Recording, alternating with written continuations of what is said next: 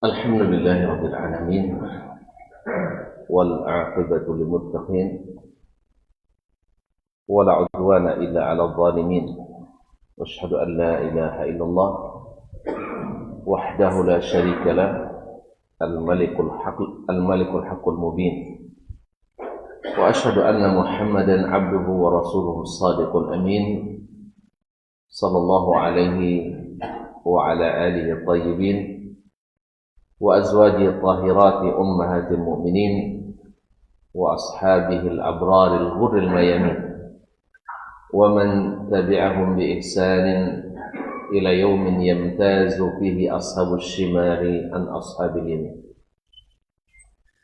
أما بعد فاتقوا الله أيها المسلمون وأيتها المسلمات فإنه قد فاز المتقون يا أيها الذين آمنوا اتقوا الله حق تقاته ولا تموتن إلا وأنتم مسلمون. Kaum bapak dan kaum ibu yang saya muliakan, yang saya hormati,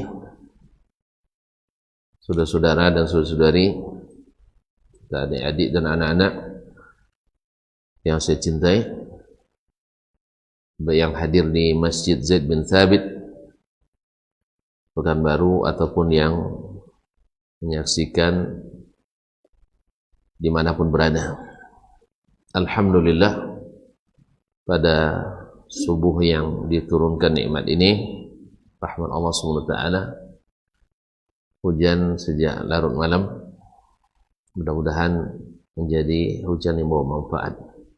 Allahumma sayyiban nafi'ah mutirna bifadlillahi wa birahmatih. Kita hadir di tempat yang berbahagia ini, di majelis yang mudah-mudahan senantiasa diliputi rahmat, ketenangan dan kebaikan. Semoga Allah mencatatnya sebagai amal yang ikhlas, yang mudah-mudahan pahalanya membuat kita bahagia di akhirat. Amin. Kaum muslimin dan muslimat dirahmati Allah, semoga selawat dan salam kepada baginda Rasulullah sallallahu alaihi wasallam, Nabi besar junjungan alam. Kita sangat berharap kepada Allah, mudah-mudahan hati kita semakin dekat dan melekat kepadanya, dan sehingga mudah kita mengikuti sunnah-sunnahnya. Semoga selawat dan salam bersambung pula kepada ahli keluarganya, anak keturunannya, para sahabat, para tabi'in, dan siapapun yang setia mengikuti ajarannya. Amin. Ma'asyiral kiram, kembali kita dipertemukan Allah melalui kitab Ar-Risalah yang diwariskan oleh salah satu dari imamul a'immah, imamnya para imam, yaitu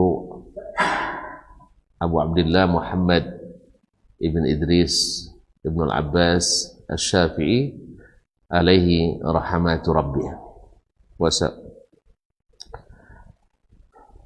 Kita sampai pada pembahasan atau masih dalam pembahasan tentang Allah mewajibkan dalam kitabnya taat atau mengikuti sunnah nabinya sallallahu alaihi wasallam.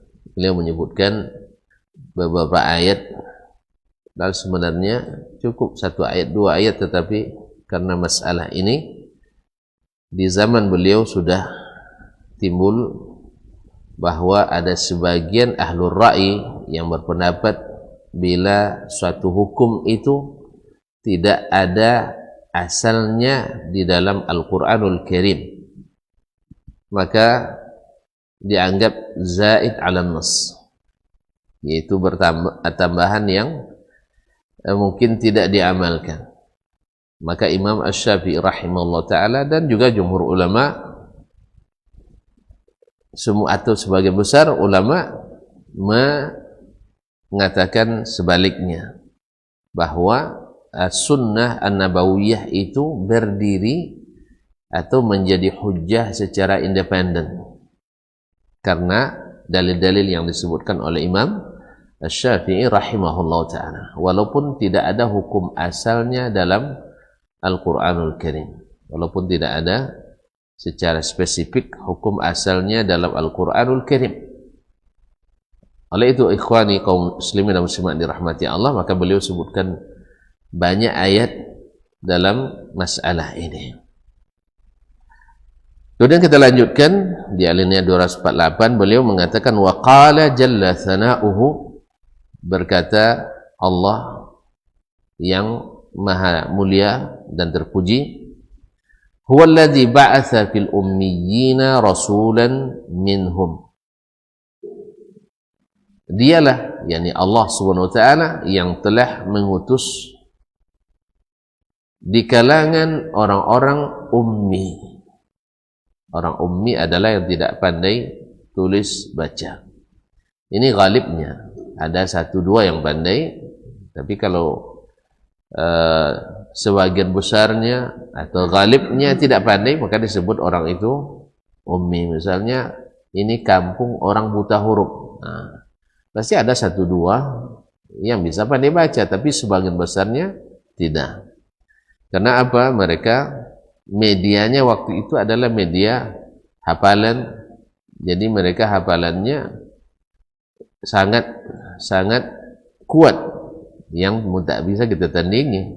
Mereka bisa menghafalkan kajian ini dari awal sampai akhir sekali dengar, ya lebih daripada rekaman kita ini. Ya live streaming ini kadang putus-putus ya, putus-putus sinyalnya. Kalau mereka sinyalnya full terus, penuh terus. Pada umumnya mereka adalah para hufaz. Makanya mengukur hafalan mereka dengan kita hari ini, seperti kata Imam Az-Zahabi wafat 748 ketika berbicara tentang dhabitnya, hafalannya ulama-ulama di zaman Imam Al-Bukhari dan sejawatnya. Dia katakan inna aqallahum hifdhan ka ahfadhi man fi zamanina. Orang yang paling sedikit, yang paling lemah hafalannya di zaman itu seperti orang yang paling kuat hafalannya di zaman kita hari ini. Mungkin kita pernah melihat sebagian orang diberikan hafalan yang kuat ya, seperti ada anak kecil di Madinah, buta pula, tapi Masya Allah kala kita yang melek-melek ini yang kita bisa melihatnya ini, hafiz Quran, hafiz kitab-kitab hadis banyak. Saya angkat tangan dengannya, anak kecil. Ini kan hafalan ya, bukan pemahaman. Tentu ulama lebih paham dari hafalan, beda, pemahaman beda. Bisa saja orang hafiz tapi pemahamannya bisa saja keliru, bisa tidak lurus, tergantung dari mana dia menuntut pemahaman itu, ilmu itu. Karena orang-orang Mu'tazilah dulu juga bukan orang-orang biasa, orang cerdas-cerdas. Hafiz Quran, hafiz syair-syair, hafiz bahkan hadis-hadis banyak. Cuman tadilah ibarat bejana diisi, ada di dalamnya kotoran syubhat. Walaupun banyak air yang masuk, tapi tetap melekat padanya syubhat itu. Maka oleh sebab itu syubhat itu tak boleh didekat-dekati, harus dijauhi. Sebab kalau sudah masuk, seperti tuan-tuan menjauhkan pinggan piring sudu, enggak tahu ya, terpaksa sendok lah, sudu enggak tahu, pinggan enggak tahu juga, terpaksa piring ya. Copa enggak tahu juga, terpaksa baskom. Nah, baik, kita berjauhkan dari debu, dari hal-hal yang bisa mengotorinya, supaya makanan kita tidak terkontaminasi. Ya Pak ya, sudahlah disabun, dibilas beberapa kali, habis itu dilap pula, dan lapnya ini harus juga bersih, ya tak? Bukan lap habis lap kuali, tidak, harus bersih. Kenapa? Supaya tidak terkontaminasi.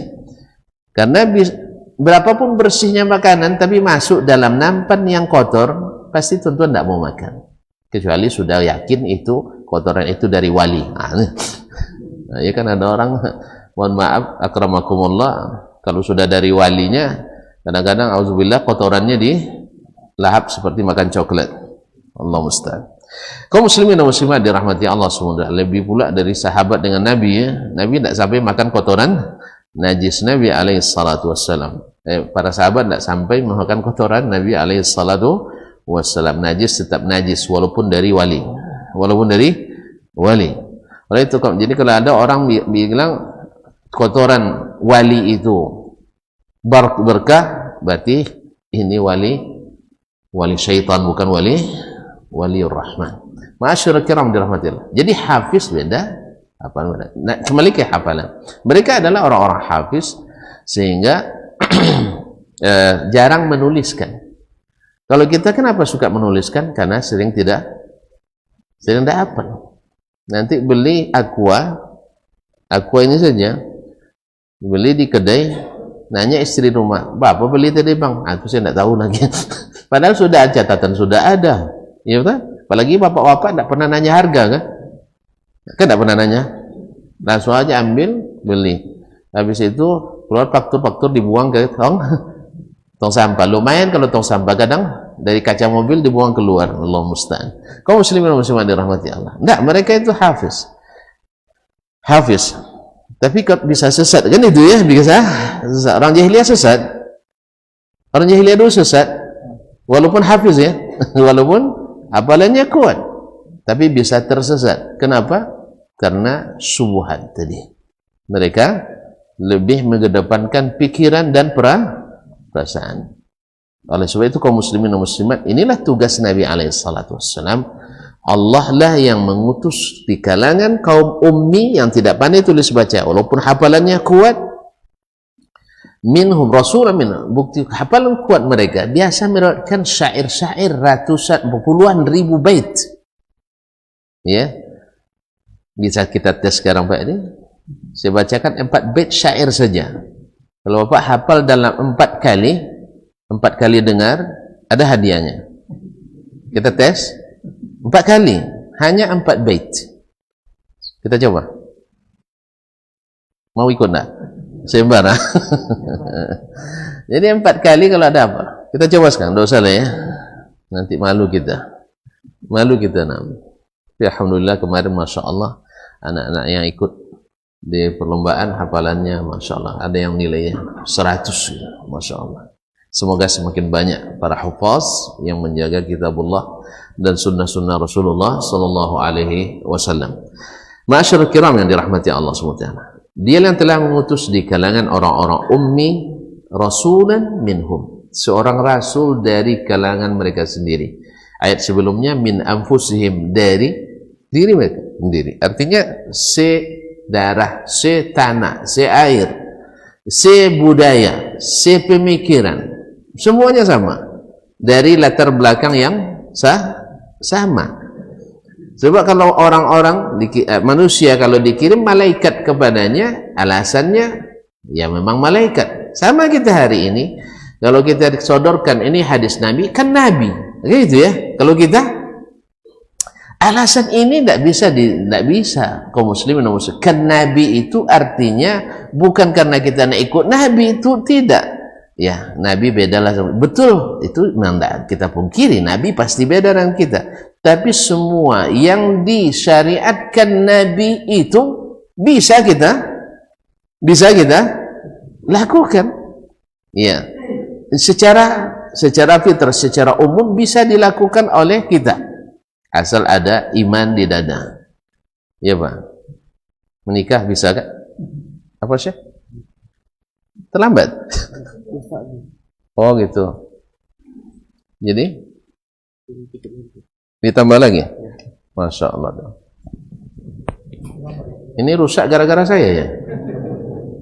Enggak, alhamdulillah. Masyaallah kiram yang dirahmati Allah Subhanahu wa taala. Sampai di mana tuh? Sampai rusak. Astagfirullahaladzim. Kaum muslimin dan muslimat dirahmati Allah Subhanahu wa taala. Jadi Nabi alaihi salatu wassalam diutus oleh Allah Subhanahu wa taala dari kaumnya sendiri, supaya tidak ada alasan lagi bahwa disuruh ini. Nabi kan dari Keturunan kalian dari orang yang sezaman dan setempat dengan kalian. Dan alhamdulillah dimanapun sifat manusia itu ya pada umum secara fitrah sama. Ya kan beda-beda sedikit Pak ya. Ya kalau orang Arab misalnya lebih pemurah dari kita, kalau orang kita tentu lebih kedekut dari mereka. Itu aja. Orang kita memang lunak-lunak orangnya, tetapi pendendamnya luar biasa. Mereka keras-keras orangnya, tetapi langsung selesai masalah. Jelas ya? Yang mereka itu memang keras-keras, tetapi besok antum ke kantornya aman lagi. Ya saya pernah berhadapan dengan orang Arab itu, pas masuk langsung jawabannya mapi. Mapi itu apa tahu enggak? Ya, artinya Anda tidak terima. Itu aja lah istilahnya. Dikiranya kita minta bantuan, habis itu Anda ada bantuan sama sekali. Sampai dia bilang, kalau kami bagikan, maaf, daging anjing pun orang Riau tidak saya kasih katanya. Saya bilang, kenapa sih? Saya baru pertama kali berhadapan kok langsung dapat begini deh. Lalu dia bilang ternyata dia pernah dikecewakan oleh orang ya dari ini ngambil sesuatu tapi tidak melaporkan. Nah, Allah musta'an. Kaum muslimin dan muslimat dirahmati Allah. Lalu saya jelaskan, saya tidak pernah datang ke sini. Oh, Anda tidak pernah datang ke sini? Iya, tidak pernah. Silakan duduk. Nyaman lagi cerita. Ya. Sambil bercanda pula. Begitulah mereka. Kalau kita tidak sekali marah, memang marahnya tidak nampak. Marahnya tidak nampak. Tinjak kaki, mas kaki masih dipakai. Tapi ditandainya mobil kita. Nomsan. BM sekian ya. Habis itu Masyaallah kiram. Jadi dari orang yang sama pada umumnya secara fitrah, secara cara berpikirnya, kekuatan fisik, kita pada umumnya sama. Di saat lapar kita lapar juga. Mereka juga. Iya, kalau lapar ngapain? Sama-sama apa? Ya makan. Cuma bedanya aja jadwal makan aja beda. Jadwal makan saja beda, Pak. Kalau mereka makan siang jam kita 12 itu. Kita 12, mereka makan siang jam 3. Karena sahurnya tadi sahur apa namanya? Sarapannya tadi jam 9 jam 10. Awak sarapan jam 5 pagi. Nanti sambung lagi jam 9. Sarapan kita awal, tentu makannya lebih awal karena memang Allah ciptakan menurut ahli kesehatan lambung kita itu dalam 5 jam itu sudah minta diisi lagi, kecuali dalam keadaan puasa Allah berikan barakahnya. Jadi kaum muslimin ya Pak ya, jadi sekali 5 jam itu minta diisi. Makanya kalau tidak biasa diisi dengan itu, dikurangi jatahnya, dikurangi. Kalau antum biasanya kita biasa makan nasi pagi, lalu dikasih lontong. Kalau nasi tahan sampai jam 2, lontong sampai jam 7 udah minta dia. Jadi tidak bisa, itu kebiasaan. Jadi pada umumnya itu sama. Manusia itu sama pada umumnya. Makanya ketika diwajibkan puasa, Allah wajibkan dengan yang sanggup kita lakukan. Dan alhamdulillah, ada orang yang puasa sehari berbuka, sanggup. Orang Arab sanggup, orang Indonesia sanggup. Gitu. Tapi yang tidak puasa, mungkin juga sama juga orang Arab ada yang tidak puasa, kita juga pandai juga tidak puasa. Semua kan pandai tidak puasa. Ada yang tidak pandai tidak puasa. Semua pandai tidak puasa. Semuanya alhamdulillah. Jadi dari kalangan mereka sendiri. Nah, tugasnya sama dalam ayat. Ini runtut ayat ini kaum muslimin ahli terbiah, ahli pendidikan menunjukkan bahwasanya memang Al-Qur'an itu adalah lebih barakah dari perkataan manapun. Maka dakwah itu dengan Al-Qur'anul Karim. Nah, yatlu alaihim ayatihi, membacakan kepada mereka ayat-ayat Allah, dibacakan. Sebab dengan dibacakan itu kan wa idza quri'al qur'anu fastami'u lahu wa ansitu la'allakum turhamun. Apabila dibacakan Al-Qur'an maka fastami'u lahu, dengarkan, wa ansitu. Apa bedanya insat dengan istima'? ansitu dan fokus kepadanya. La'allakum turhamun. Mudah-mudahan agar kalian diberi rahmat. Nah, Al-Quran ini subhanallah ya diuji. Sejak zaman Nabi SAW, orang kafir pun mendengar, ya merasa lain, merasa perkataan ini berfaedah baginya. Cuman sayangnya itulah kaum muslimin, ada yang Allah bukakan hidayah kepadanya sehingga dia beriman mendengarnya. Ada yang ketika itu dia yakin dan percaya ini tidak mungkin karangan Muhammad sallallahu alaihi wasallam, tetapi ketika kembali kepada syaitan mereka. Makanya jangan kembali ke syaitan yang membuat kita tidak kuat mengikuti ilmu, yang membuat kita diberikan syubhat-syubhat untuk menjauhi majelis ilmu. Jangan. Makanya kaum muslimin dan muslimat, banyak orang salah nanya tentang pengajian ke orang yang tidak suka ngaji. Pak, gimana cara Paknya? Orang tuh ngaji luar biasa. Nah, itu orang radikal itu. Sebab apa? Asal suka ngaji, radikal. Soal dia nanya ke orang yang tidak suka ngaji. Harusnya nanya, Pak, kenapa kok setiap pagi ngaji gitu ya? Bisa dijelaskan. Bisa dijelaskan, Pak, saya dulu sebelum ngaji ini suka marah sama istri. Ya tak? Sekarang setelah ngaji ini tidak sempat marah. Pasalnya jarang di rumah. Jarang di rumah, mau gambarin apa ya? Makan pun di jalan kan? Dia tidak sempat marah. Jadi siapa-siapa yang suka marah sama istri karena jarang atau lambat disiapkan makanan, sering-sering pergi ngaji, siapkan uang untuk beli makanan di jalan. Insya Allah tidak sempat marah sama istri. Apalagi kalau pulangnya dah tertidur orang rumah. Kita keluar dia masih tidur. Mungkin tidak sempat marah tuh, Pak. Kalau marah terlambat nanti. Jadi oleh sebab itu kaum muslimin, sejak saya ngaji nih, Pak, tidak sempat saya marah sama istri saya. Kenapa? Karena jarang di rumah. Subhanallah. Berarti nyuruh selesai. Baik.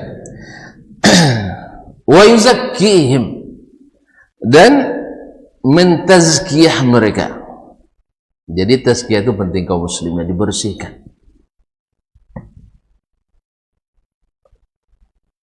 Ya, mic-nya ikut musafir kemarin-kemarin. Allah musta'an. Wa yuzakkihim, membersihkan mereka, karena memang ilmu itu tak masuk kalau tidak dibersihkan dulu. Makanya kita lihat dengan nyata dibandingkan kurikulum yang campur aduk antara yang yakin dengan yang ragu, antara yang kokoh dengan yang goyah,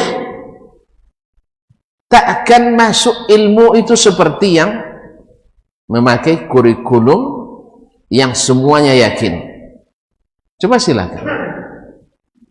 Makanya ketika mencampurkan antara akidah dengan filsafat, yang dominan filsafatnya, akidahnya lambat yakinnya.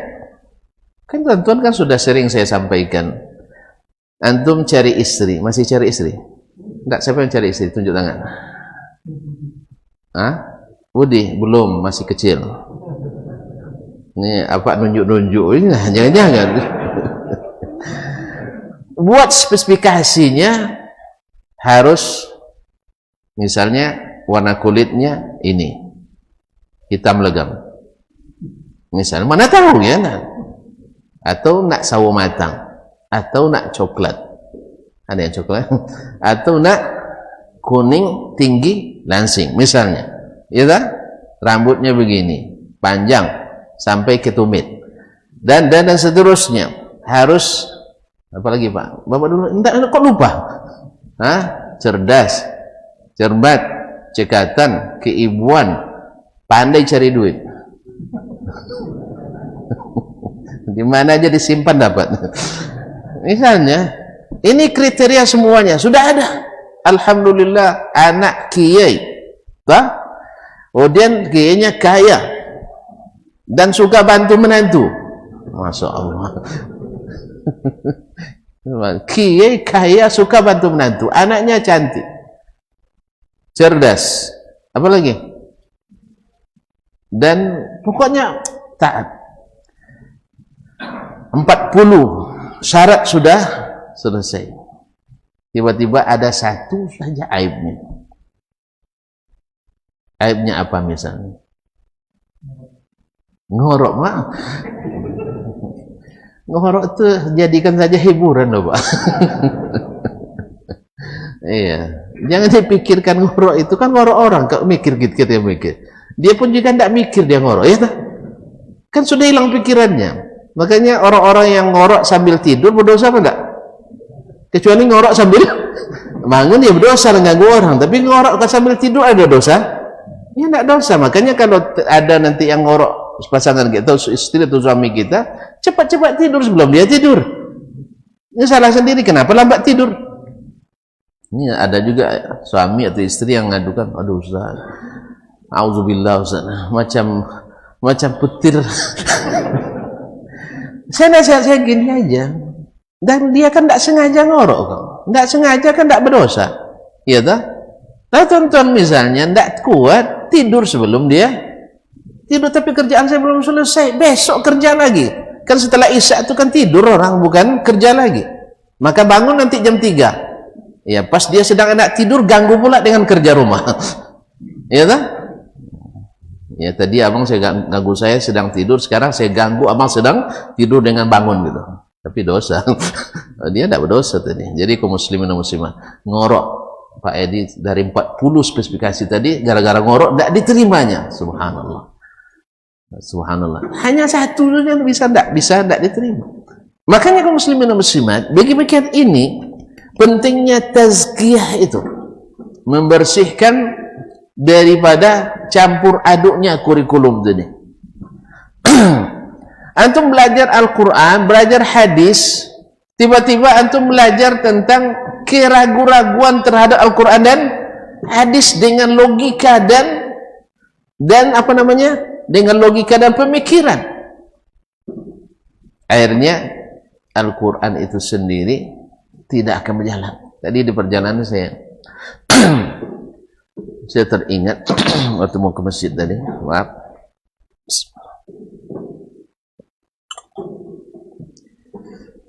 ketika kita sekarang kan sedang apa namanya, sedang viralnya tentang pelaksanaan tilang elektronik ya. Iya. Sekarang lampu merah. Tujuannya dibuat untuk apa? Hah? Supaya tidak terjadi kecelakaan, tidak terjadi kemacetan. Betul tak? Baik. Sekarang kalau sempat orang nggak ada, nggak ada orang, tapi lampu merah tetap hidup. Orang taat apa yang dilakukan? Berhenti. Sebab kalau terus ditangkap kamera, bisa enggak tuan-tuan bilang sama kamera, kan tujuannya supaya jangan terjadi kecelakaan. Kan tidak terjadi. Kalau semua orang beralasan seperti itu makanya kacau lalu lintas kita. Ada seseorang teman selalu melanggar lampu merah. Dia memang cerdas memang, pandai bermujadalah. Dia bilang, janganlah sering melanggar lampu merah, cum. Berarti orang acu ya. Terlanjur pula. Bahasa jawabannya pakai bahasa acu juga. Kaum muslimin. Kan tidak pernah terjadi kecelakaan. Ini tujuannya kamu tahu nggak? Ini supaya tidak terjadi kayak kecelakaan. Saya tanya, ini melanggar apa enggak? Ya, kita harus paham fikih dulu. Nah, itu masalahnya, bang. Fikih apa? Fikih melanggar. Kaum muslimin dan muslimat, ada namanya fiqhul maqasid atau maqasidus syariah. Kalau tujuannya untuk itu, lalu perintahnya karena tujuan itu, ketika tujuan itu tidak ada, maka boleh kita langgar. Ini menentukan apakah benar itu yang dituju. Terjadi lagi khilaf di antara ulama. Ada yang mengatakan bahwa illah itu mesti mansusun alaiha, mesti ada secara tekstual disebutkan dalam Al-Quran dan Sunnah. Ada yang bilang bisa ijtihad ulama. Nah kalau sudah masuk ijtihad ulama, terjadi lagi perbedaan. Ada yang bilang itu illah, ada yang bilang tidak illah, ada yang bilang itu hikmah. Akhirnya yang ringan-ringan dia bilang seperti tadi, selama tak terjadi kecelakaan, langgar saja. Akhirnya berlanggar di situ. Paham? Akhirnya suatu hari kena dia masuk tahanan. Tapi jangan cari tahu siapa orangnya. Saya berjanji tak akan membuka rahasia. Nah, tapi yang penting saya sudah nasihati, jangan langgar. Tapi dia karena lebih paham dari kita, ini lebih paham aturan kan. Ini dibuat supaya jangan terjadi kecelakaan. Maka apakah kalau hukum seperti ini bisa jalan hukum? Bisa. Kalau semuanya ditafsirkan dengan tafsiran masing-masing, hukum tidak jalan. Hukum itu jangan, ya jangan. Setelah terjadi pelanggaran, baru dicari payung hukum yang meringankan. Makanya ada asas tidak apa istilahnya? Tidak bersana, itu harus dikedepankan. Itu setelah terjadi, bukan dicari-cari jalan untuk melanggar. Oleh itu kaum muslimin akhirnya dengan berbagai syubhat kita akan susah untuk taat. Berbagai syubhat membuat kita susah untuk taat. Makanya syubhat ada dalam pikiran, ada dalam perasaan, ada dalam keyakinan, ada dalam amalan. Ya Pak nih? Nanti diantara syubhatnya kalau antum berjenggot nanti, nah gitu ya. Tidak ada yang mau berkawan sama kalian. Apa sebab? Sebab jenggot itu lambang teroris. Nah, kalau gitu tidak mau dituduh teroris, tinggalkan aja. Kaum muslimin dan muslimat dirahmati Allah.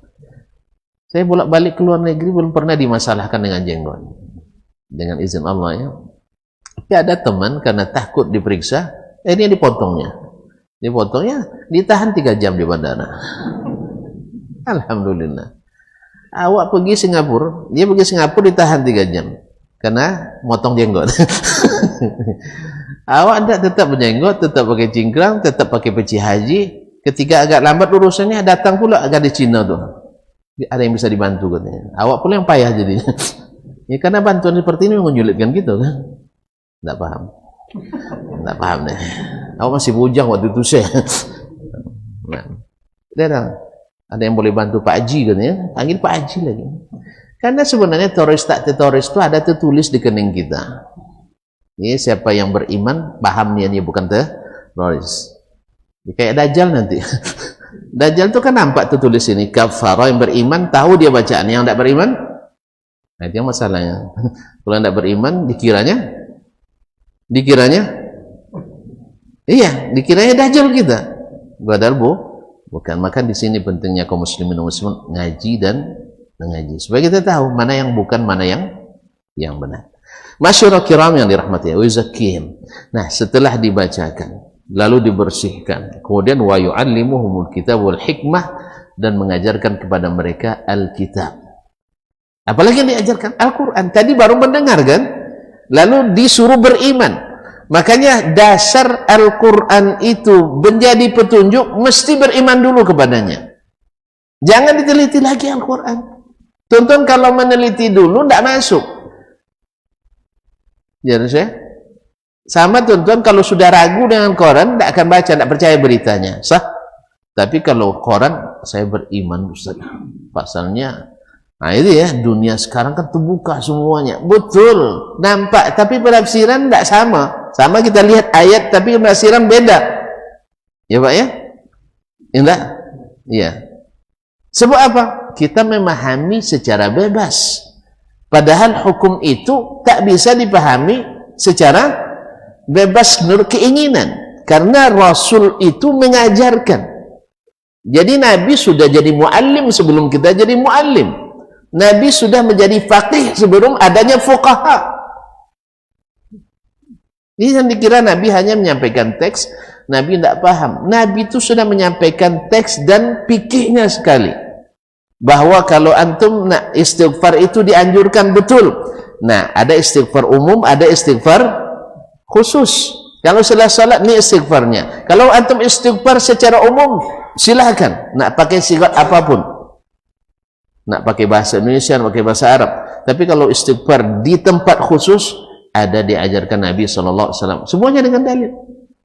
Jadi yang umum jangan dikhususkan dengan keinginan sendiri, yang khusus jangan dilakukan secara umum. Misalnya, kalau saya berpikir seperti yang saya katakan kemarin, kalau seandainya kata saat dengan alasan orang membaca Allahumma inni a'udzubika minal khubuthi wal khaba'ith, masuk WC a'udzubillahi minal khubuthi wal khaba'ith, banyak syaitan, banyak jin di dalamnya, maka ketika saya datang nanti ke rumah tinggal, saya baca itu juga.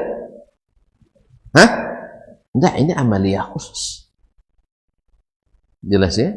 Atau ketika misalnya, bahwa surat Al-Fatihah adalah Ummul Quran. Adalah Ummul Quran. Betul. Ya, kita sama sepakat itu. Membacanya adalah seafdal membaca Al-Quran.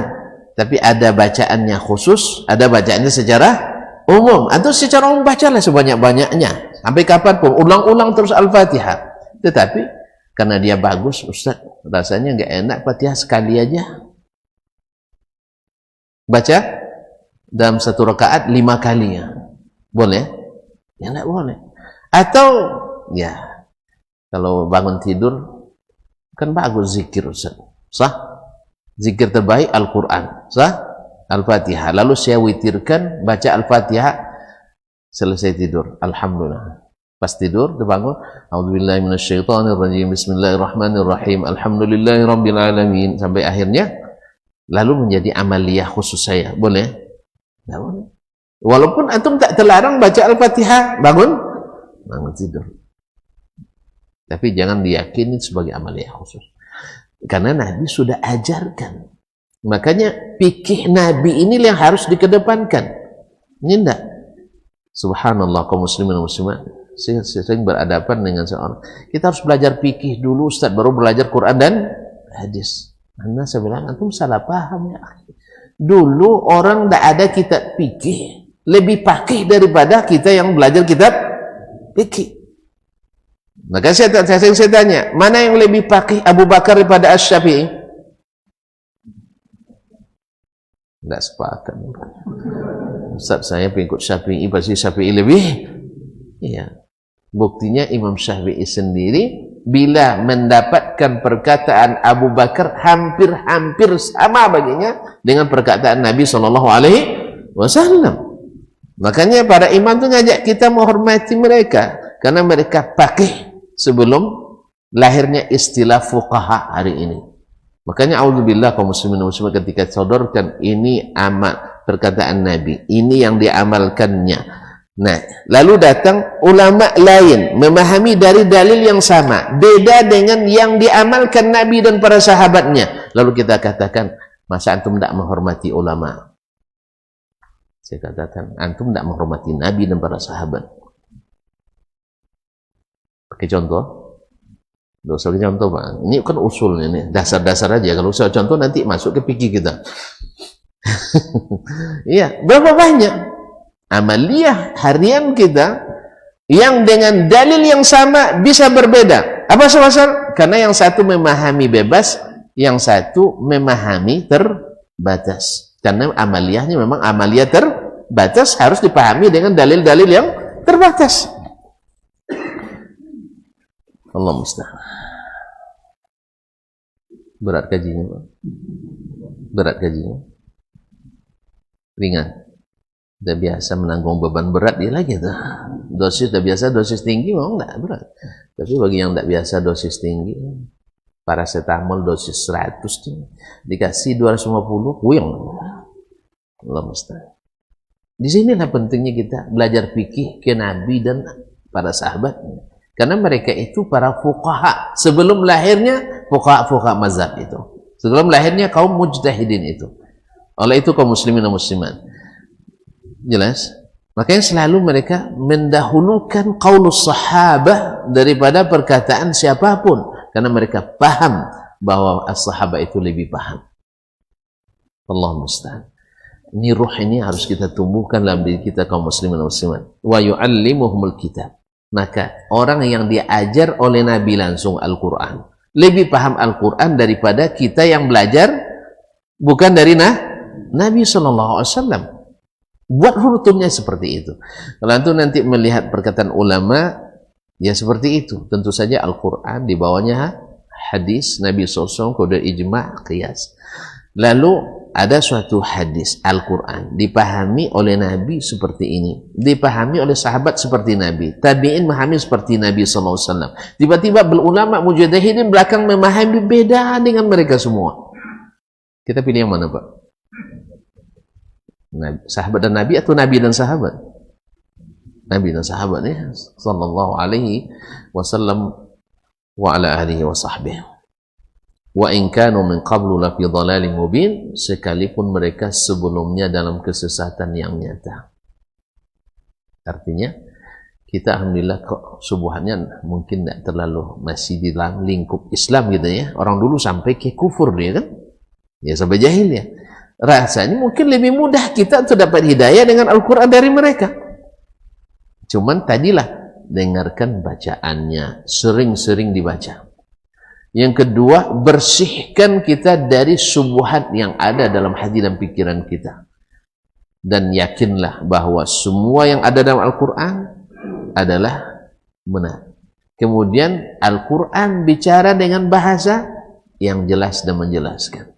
Tidak dapat jelas di dalam Al-Quran, ada Nabi yang menjelaskan. Tidak juga jelas dengan Nabi SAW, Nabi punya murid-murid yang banyak sekali. Ibnu Hajar menyebutkan lebih dari 100.000 sahabat. Tapi tidak semuanya ulama ya. Tidak semuanya ulama. Tapi mereka kebanyakannya, banyak ulamanya dibanding generasi setelahnya. Makanya Ibnu Mas'ud mengatakan hari ini kalian hidup di zaman ulamanya banyak, sedikit penceramahnya. Besok kalian akan hidup di zaman penceramahnya lebih banyak, ulamanya sedikit. Mungkin zaman kita masuk, ya tidak usahlah kita tafsirkan ya. Ya biar lapas ini umum saja. Kita hari ini penceramah lebih banyak dibanding ulama, sehingga penceramah saja dianggap ulama. Ya karena apa? Ya sama-sama penceramah. Ya penceramah mendukung penceramah. Kalau ulama, ya ulama itu kaum muslimin dan muslimat berat-berat. Ya, kita baca siapa yang sebenarnya ulama itu berat. Kita masih taraf penceramah. Cuma tergantung pencerah atau pencora. Ini beda antara pencerah dengan pancora. Tidak paham juga tuh. Pancora atau pancora?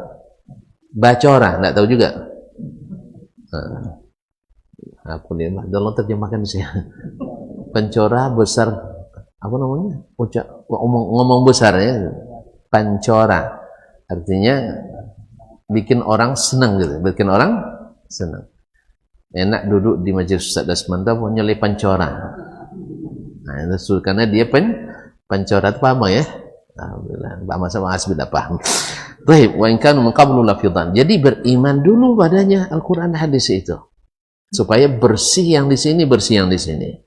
Lalu setelah itu baru belajar dari guru. Kalau bisa bukan ahli ya kalau bisa lagi mesti yang bukan ahli syubhat, bukan yang orang yang maksum. Jangan salah paham.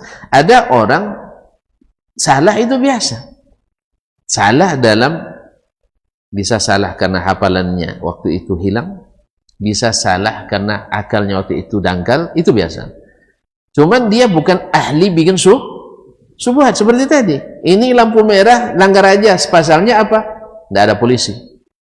Rupanya sekarang ada kamera. Nah, dengan kamera lebih payah, lebih sulit lagi berhitung. Pada polisi masih bisa mungkin. Ya masih bisa. Ada teman di lampu merah tadi, Ustaz, Tapi jangan cari siapa ustadznya. Saya kan kawan saya kan banyak ustadz, jadi cerita banyak ustadz. Ustadz lampu merah karena dia mau pergi sholat, dia nak cepat, dilewatinya karena tidak ada orang. Dia pakai lampu merah. Rupanya di belakang ada patroli lalu lintas, mobil patroli. Tinggal diikuti oleh mobil patroli, di stop gitu. Dia sendiri yang ceritakan, Pak, kenapa langgar lampu merah? Ya, Pak Haji lagi, pakai peci haji, Pak Haji lagi. Saya bukan hanya haji Pak, tapi pengurus masjid itu juga katanya. Ditunjuk masjid besar di situ, masjid besar. Itulah pengurus masjid pula. Akhirnya karena dia pandai bercakap, akhirnya dibebaskan oleh Pak Polisi. Karena polisinya menghormati Pak Haji dan pengurus masjid. Coba kalau bukan Pak Haji dan pengurus masjid, ditilang itu. Jadi presiden tidak bagus. Pak Haji suka langgar lintas, pengurus masjid langgar lalu lintas, kiai langgar lalu, tidak bagus bunyinya. Karena apa? Karena biasa dengan tadi. Biasa selama tidak terjadi masalah, maka langgar saja. Karena hukumnya, istilahnya mereka al-hukmu yaduru ma'al illati wujudan wa adaman. Illahnya sekarang nggak ada, langgar saja. Kalau kita berhenti di saat tidak ada orang, akan dikira tidak paham atau tidak pakai terhadap aturan. Saya nak nanya, ada polisi lalu lintas? Saya sering pulang malam-malam, larut malam saya pulang, tidak ada orang. Boleh tidak saya langgar? Artinya kalau saya lewat, tertangkap kamera, dimaafkan tidak dengan alasan itu? Dimaafkan tidak? Ya. Hukum sebenarnya seperti itu kaum muslimin. Lebih baik. Makanya kalau sudah terlanggar, nah itu hak Allah SWT yang memaafkan kita atau tidak. Tapi pada asalnya jangan dilanggar. Sama juga nanti kalau seandainya kita melanggar lalu dimaafkan oleh lembaga yang terkait, itu urusan mereka. Tapi pada asalnya pekerjaan kita tetap pelanggaran. Buktinya ada tilangnya, bukti pelanggaran. Baiklah kaum muslimin dan muslimat, kalau kita bilang Allah Maha Pengampun, Maha Penyayang, benar, kita sepakat itu. Orang berdosa besar pun selama tidak syirik diampuni. Betul kan? Cuman jangan itu andalan kita. Tidak jalan aturan agama. Tidak jalan perintah dan larangan Allah SWT ada kita. Baik. Di sinilah pentingnya tazkiyah sebelum belajar. Perlu selektivitas dalam mencari ilmu.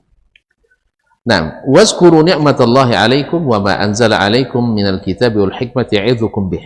Ini juga senada dengan ayat sebelumnya, maka ingatlah nikmat Allah kepadamu dan apa yang diturunkannya berupa Alkitab dan hikmah. Alkitab dan hikmah. Ya'idzukum bih. Allah beri pelajaran kepada kalian dengannya. Sama wa qala wa anzalallahu 'alaikal kitaba wal hikmah. Allah telah menurunkan kepadamu Alkitab dan hikmah. Alkitab dan hikmah lagi. Wa 'allamaka ma lam takun ta'lam, dan mengajarkan kepadamu apa yang belum kamu ketahui. Ini ke Nabi alaihi salatu wasallam sendiri. Wa kana fadlullahi 'alaika 'azima, dan karunia Allah kepadamu benar-benar besar. Wa qala, kemudian Allah berfirman lagi, wazkurna ma yutla fi buyutikunna min ayatillahi wal hikmah. Ini perintah kepada istri-istri Nabi. Bacalah di rumah-rumah kalian wahai para istri Nabi alaihi salatu wassalam, berupa ayat-ayat Allah dan hikmah. Innallaha kana latifan khabira. Sesungguhnya Allah itu maha halus, maha teliti. Dalam surat Al-Ahzab ayat 34. Dan masih banyak lagi ayat-ayat yang senada dengan itu. Imam Syafi'i sengaja sebutkan banyak supaya kita paham. Fadzakarallahul kitab. Nah, ini keterangan dari Imam Syafi'i. Allah menyebut Alkitab. Wa huwal Qur'an.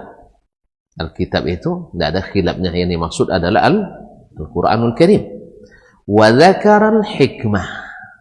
Bersama Al-Qur'an Allah menyebut Al-Hikmah. Jadi Allah turunkan Alkitab dan Allah turunkan Al-Hikmah. Nabi mengajarkan Alkitab, mengajarkan Al-Hikmah. Jelas? Jadi yang diajarkan Nabi Al-Quran dan al-hikmah. Nah, apa itu al-hikmah? Berkata Imam kita Asy-Syafi'i rahimahullah, fasami'tu man arda min ahli al-ilmi bil Qur'an yaqul al-hikmatu sunnatu Rasulillah sallallahu alaihi wasallam. Saya mendengar dari ulama yang saya ridai, artinya agamanya, keilmuannya, kredibilitas, integritasnya yang saya akui, yang ahli ilmu tentang Al-Quran mengatakan. Jadi Imam Syafi'i menukil dari ulama lain. Nah, al-hikmatu sunnatu Rasulillah sallallahu alaihi wasallam. Hikmah itu adalah sunnah Rasulullah sallallahu alaihi wasallam. Mudah-mudahan mungkin yang dimaksud oleh Imam Asy-Syafi'i, ulama yang dia ridai di sini adalah mungkin Sufyan bin Uyainah, karena semakna ini diriwayatkan dari Sufyan bin Uyainah, dan ini adalah guru besarnya di Al-Hijaz. Atau mungkin dari Imam Malik, karena semakna dengan perkataan ini juga dari Imam Malik. Kita tahulah kredibilitasnya Imam Malik. Nah, kalau Syafi'i sudah mengatakan itu tidak ada mukhalifnya, maka kita katakan bahwa perkataan inilah yang mu'tamad insyaallah. Al-hikmatu sunnatu Rasulillah sallallahu alaihi wasallam. Nah, apa itu al-hikmah? Maknanya sudah kita sebutkan sebelumnya, bahwa al-hikmah itu kembali kepada makna al-itqan, yaitu profesional. Dalam beragama tentu yang paling profesional adalah Nabi sallallahu alaihi wasallam. Kemudian maknanya adalah al-isabah, isabatul haq, yaitu menepati kebenaran. Dan pasti dalam menafsirkan Al-Quran, dalam beragama ini yang tepat itu adalah Nabi SAW. Ma'asyarul kiram yang dirahmati Allah. Kalau Imam Al-Ghazali rahimahullah menyebutkan adalah fi'lu ma yanbaghi fi ma yanbaghi bima yanbaghi. Ini itu melakukan sesuatu yang harus dilakukan di tempat yang harus dilakukan dengan cara yang mesti dilakukan. Dan itu tentu saja Nabi SAW. Sebenarnya secara metodologi inilah yang benar. Cuma bisa saja sebagian berijtihad, dan ijtihad ulama itu terbagi dua, benar, salah. Kalau Nabi ijtihadnya pasti benar. Maka tidak mungkin kita adu ijtihad Nabi, ijtihad ulama dengan sunnah Nabi SAW. Karena sunnah itu kan 3 perkataannya. Lalu kita lihat tafsirnya dalam perbuatannya.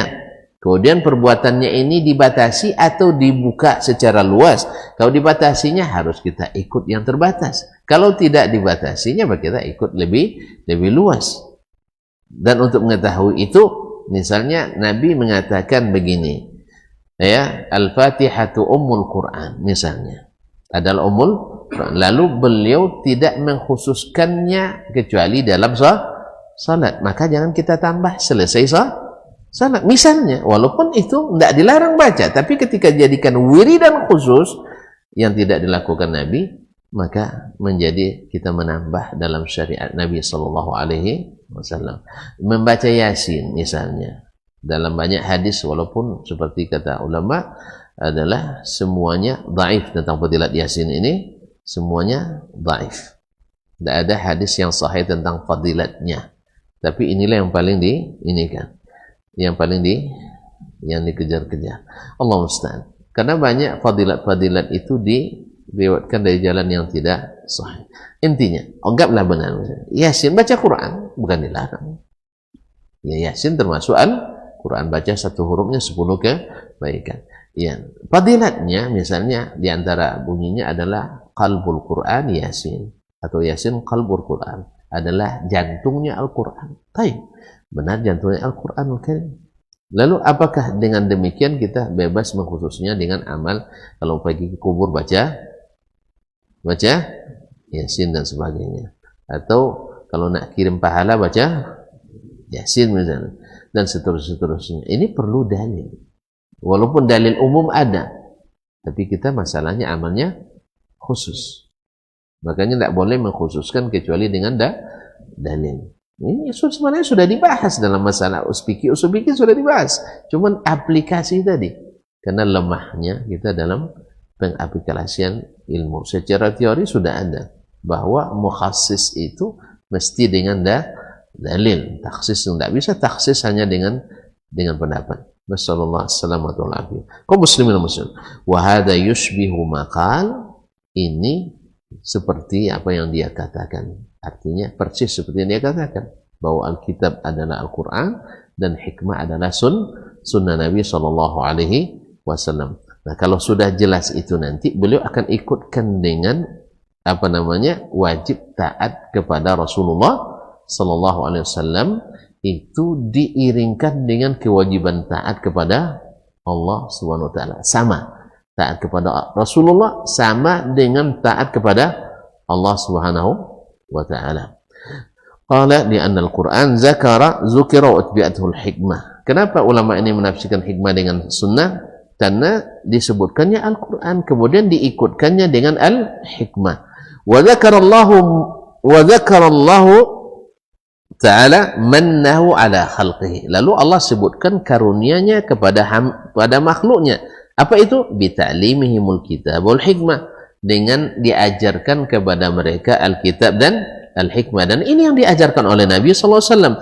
Falam yajuz wallahu alam. Tak boleh ditafsirkan ke Imam Syafi'i, Allahu alam, ayyuqal al-hikmah huna, hikmah di sini illa sunnatu Rasulillah. Tidak boleh dikatakan bahwa hikmah ini maksud di sini kecuali sunnah Rasulullah sallallahu alaihi wasallam. Wa dzalika annaha makrunatun ma'a kitabillah. Apa sebab? Karena dia diikutkan dengan kitabullah. Tidak mungkin bisa disejajarkan taat kepadanya kecuali dengan sunnah Rasulullah SAW. Wa anna Allah aftarada ta'ata rasulihi, dan bahwasanya Allah, alasannya lagi, Allah mewajibkan taat kepada Rasulnya sallallahu alaihi wasallam secara mutlak. Wa hatta ma'ala nas ittiba' amrihi, dan Allah wajibkan kepada manusia mengikuti perintah Nabi sallallahu alaihi wasallam. Fala yajuzu ay yuqala liqaulin, tidak boleh dikatakan bagi suatu perkataan siapapun fardun, itu fardu wajib, illa li kitabillah, kecuali bagi kitabullah wa sunnati Rasulillah sallallahu wa sunnati Rasulih sallallahu alaihi wasallam, kemudian sunnah Rasulnya sallallahu alaihi wasallam.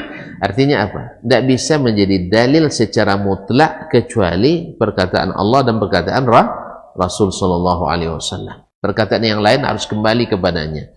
Qiyas harus kembali kepada keduanya. Ijma' juga harus ada kembali kepada keduanya. Tidak mungkin ijma' ulama menentang Al-Quran dan hadis. Nah. Wadzalika lima wasafna, karena yang sudah kita sebutkan min anna Allah ja'ala al-imana bi rasuli maqrunan bil imani bi. Karena dalam bab sebelumnya sudah kita sebutkan bahwa iman kepada Allah disertakan dengan iman kepada Rasul sallallahu alaihi wasallam. Wa sunnatu Rasulillah sallallahu alaihi wasallam. Kemudian beliau menyebutkan apa fungsi sunnah itu? Mubayyinatun anillahi ma'na ma'arat. Sunnah itu menjelaskan dari Allah apa yang dia maksudkan. Makanya tafsirkanlah Al-Quran itu dengan sunnah Nabi alaihi salatu wassalam. Dalilan ala khasihi wa ammihi, menjadi dalil untuk mana yang khusus, mana yang umum. Jadi ketika Imam Syafi'i mengatakan ini maknanya umum, yang maksud khusus dengan dalil, bukan dengan dalih. Ini beda dalil dengan dalilnya.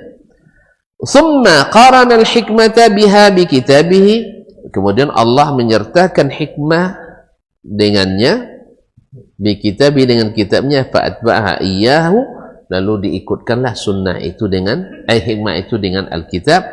Walam yaj'al hadza li ahadin min khalqihi ghairi rasulihi, dan Allah tidak jadikan ketaatan ini, tugas menjelaskan ini bagi hamba selain Rasulnya sallallahu alaihi wasallam. Oleh itu kaum muslimin dan muslimat dirahmati Allah, maka beruntunglah ketika kita senantiasa ketika membaca Al-Quran kembali kepada al-hikmah, yaitu as-sunnah an-nabawiyah.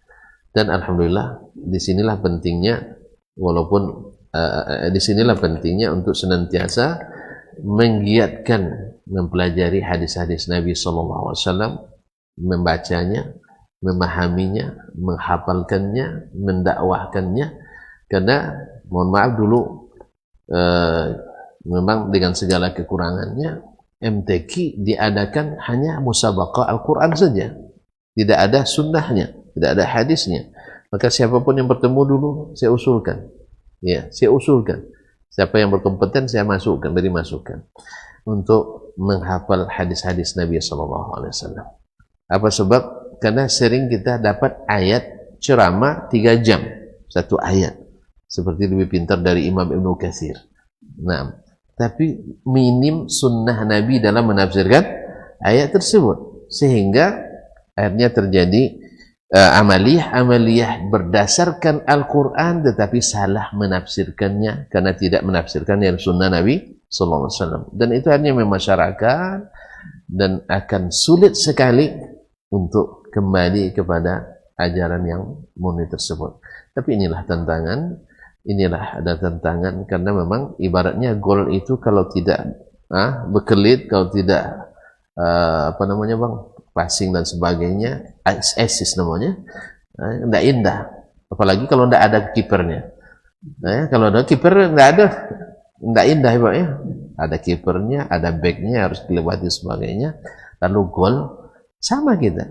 Orang yang seperti kata Omar, kita yang dulu tidak ngaji tiba-tiba dapat hidayah dan ngaji, subhanallah, luar biasa indahnya. Sah? Luar biasa. Ternyata sekarang baru saya temukan enaknya dan tentramnya beragama. Kenapa? Sebab setiap ditanya, kenapa kau lakukan ini? Saya ikut Nabi. Kenapa kau tinggalkan ini? Saya ikut Nabi. Jelas. Kau dah ikut dengan acara ini? Ya, setahu saya Nabi tidak ikut. Kalau bisa dijelaskan bahwa ini disyariatkan oleh Nabi SAW, apa salahnya? Kan baik. Kan baik. Cuma kalau tidak ada dalilnya dan menjadi amaliyah agama, ya, bukan budaya, agama. Budaya saja harus diukur dengan dalil, apalagi agama. Budaya juga kalau bertentangan dengan syariat, ya kita tidak lakukan. Ya Pak. Nah misalnya ada budaya orang tua kita sema menyema. Dulu kan begitu. Asal bikin rumah bantai ayam, ada kampung Bapak. Tidak ngaku. Kampung saya lah, nanti ayam atau gantungkan sesuatu macam-macam, pisang ya, untuk unggas atau untuk apa?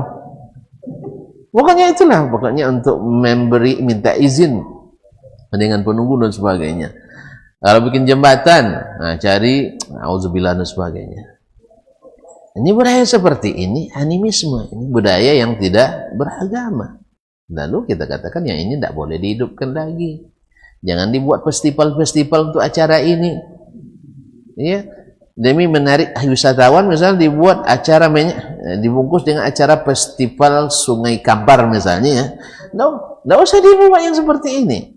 Ya, kenapa antum tidak ikut? Ya mohon maaf, ini syirik ini. Ini syirik. Wati bukan orang Ocu, bukan. Saya asli Ocunya, tes DNA-nya. Ya. DNA asli Ocu, cuman masalah ini dilarang oleh yang menciptakan orang-orang Ocu. Jelas ya? Ya kalau ada pun nanti Waisak Agung misalnya di Kampar, saya tak akan ikut. Apa pasal? Ini bukan budaya. Bukan. Ya bukan. Ini dilarang dalam agama saya. Ya orang Buddha silakan, tidak ada masalah. Orang Hindu nak buat masalah, tapi kita orang Islam. Jelas tuntut. Inilah yang namanya toleransi itu. Jangan seperti tansi. Ditarik-tarik putus. Atau nyangkut ditarik. Nah, itu tidak bisa kaum muslimin dan muslimat dirahmati Allah. Jelas. Apalagi agama. Budaya aja harus merujuk kepada ini. Apalagi agama. Karena kita tidak mau amal kita itu sia-sia. Tidak tahu amal kita itu sia-sia. Tadi saya katakan karena sering melanggar, akhirnya dapat batunya, ditangkap polisi, masuk penjara. Nah, ditahan dulu sebentarnya 2 kali 24 jam. Mau? Nah, ya kalau mau saya kasih tahu sama orang nanti. Nah, muslimin dan muslimat. Jadi bikin juga dengan kita nanti kalau di penjara di neraka 1 hari, auzubillah. Enggak usah. Makanya ikutilah yang pasti selamat. Itu Nabi SAW wasallam dan para sahabatnya yang diridai Allah SWT. Oh, mereka juga menambah amal. Tidak ada yang ditambahnya, cuman disuruh oleh Nabi mengikuti khulafa ar-rasyidin. Ikuti aja itu, sebatas itu aja, jangan tambah lagi. Jelas? Karena setiap antum tambah, nanti tambah ribet aja antara kita, hubungan kita. Khilaf akan semakin banyak. Setiap menambah itu pasti menimbulkan khilaf. Kalau ikut aturan asli kan jarang khilafnya. Ya. Dan khilaf itu sering bikin orang kalap. Ya tak? Yang suka kalap itu yang melanggar atau yang tidak melanggar? Coba. Yang melanggar. Kadang Pak polisi dilawannya itu. Belum saya, kan ada yang ditangkap orang tua itu kan, orang Baduy itu. Belum lahir ayahmu, datukmu, saya sudah lewat sini, tidak ada lampu merah nih gitu. Kan payah jawabnya lagi sih. Nah itu jawabnya borgol lagi gitu. Tapi untunglah polisinya menghormati orang tua, akhirnya yalah jalannya, nanti jangan buat lagi. Tetap saya buat katanya. Yang begini kan tak masuk nih logika ke dia. Suruh ngaji dulu, suruh ngaji. Kalau udah ngaji, udah beriman, nanti dengan baik, insya Allah tahu dia pentingnya taat aturan selama tidak bertentangan dengan aturan Allah dan Rasulnya SAW. Taati aja. Kenapa ribut-ribut terus? Ya, atau ribut juga tidak berubah apa-apa. Dah sering kita ribut tapi tak ada yang berubah, tambah payah malah. Awalnya ditutup 1 jalan, akhirnya gara-gara ribut ditutup 10 jalan. Ya tak? Kita diam aja lah ya. Nah, terus ngaji sampai ilmu ini dan menciptakan orang-orang yang taat aturan Allah SWT. Karena siapa yang taat aturan Allah pasti lebih taat aturan yang dia buat sendiri. Wallahu taala alam. Barangkali sampai di sini. Ya, cukup panjang nih. Cukup boleh? Alhamdulillah. Mohon maaf, salah sendiri kita. Terima kasih dan mohon maaf. Wallahu taala alam. Wa sallallahu ala nabiyyina Muhammad wasallam. Wa subhanakallahumma bihamdik asyhadu an la ilaha illa anta astaghfiruka wa atubu ilaik. Wassalamualaikum warahmatullahi wabarakatuh.